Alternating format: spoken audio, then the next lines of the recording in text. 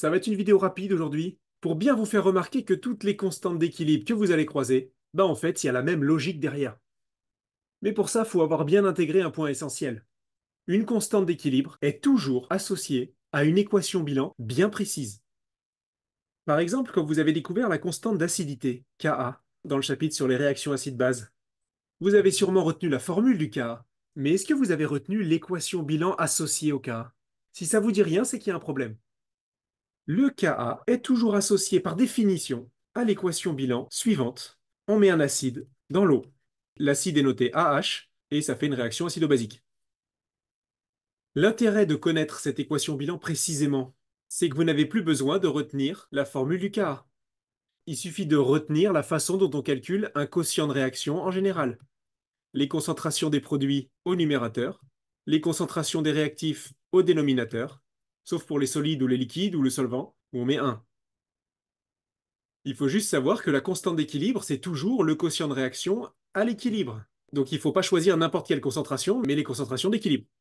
Je pars du principe que vous savez déjà calculer un quotient de réaction, mais si ce n'est pas le cas, je rappelle assez rapidement ce que c'est dans ma dernière vidéo, je vous mets le lien en description.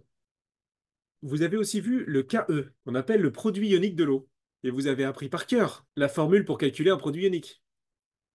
Mais vous n'avez pas besoin. C'est la constante d'équilibre d'une réaction bien particulière, qu'on appelle l'autoprotolyse de l'eau. C'est la réaction acido-basique de l'eau sur elle-même.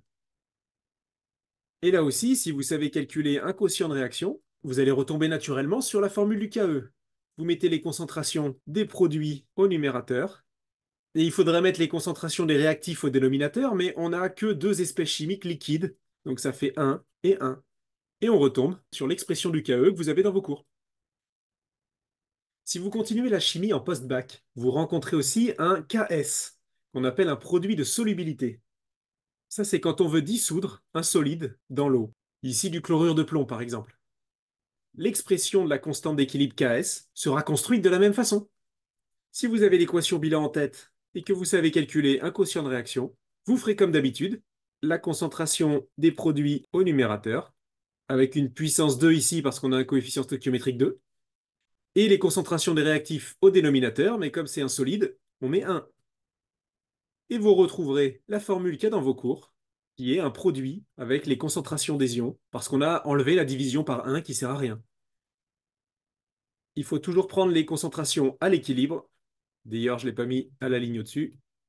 Parce qu'une constante d'équilibre, c'est le quotient de réaction, pas n'importe quand, mais à l'équilibre. Vous verrez aussi peut-être en post-bac la constante de dissociation Kd, quand vous allez découvrir les complexes. Ce sont des assemblages un petit peu particuliers en chimie, qu'on note souvent avec des crochets comme ça, qui peuvent justement se désassembler de gauche à droite, ou se réassembler de droite à gauche. C'est-à-dire que c'est géré par un équilibre là aussi. Et votre constante d'équilibre, Kd, c'est comme d'habitude, un quotient de réaction, à l'équilibre. Toujours dans le sens de la dissociation, du désassemblage. Donc si vous commencez à apprendre par cœur toutes les formules de toutes les constantes d'équilibre que vous allez rencontrer, c'est pas très malin, ça va vous encombrer de la mémoire pour rien. Apprenez plutôt à bien calculer un quotient de réaction et comment on construit l'équation bilan de la réaction associée. Ça, ce sera plus malin sur le long terme. Évidemment, rien ne vous empêche d'inventer une nouvelle constante d'équilibre pour une nouvelle réaction qu'on veut étudier, même une réaction complètement quelconque. D'ailleurs, vous verrez beaucoup ça dans des énoncés d'exercice. Dans ces cas-là, on note la constante K de manière générale, et l'expression de cette nouvelle constante d'équilibre découle naturellement de l'équation bilan associée, qu'il faut être sûr d'avoir bien sous les yeux. Le 1 ici, c'est parce que l'espèce chimique D est solide, donc on ne met pas la concentration, on met 1. Donc retenez bien que à chaque constante d'équilibre correspond une unique équation bilan, et à chaque équation bilan correspond une unique constante d'équilibre grand K.